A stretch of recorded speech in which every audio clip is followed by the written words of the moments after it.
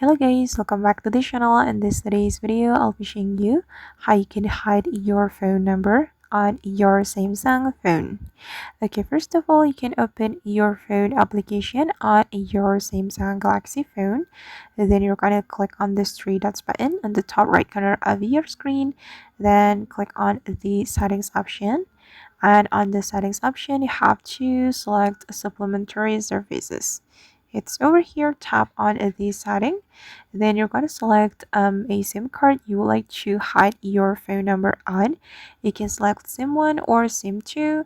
And for example, I'm going to hide my phone number on SIM 2. So we can click on show your caller ID on SIM 2.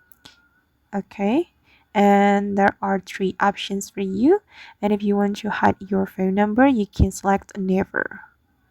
Okay, and alright guys, that's all of the tutorial for today's. I hope this tutorial will be useful for you. Thank you so much for watching, and if you find this tutorial helpful, don't forget to hit the like button, leave your comments, and also subscribe to this channel. See you on the next video.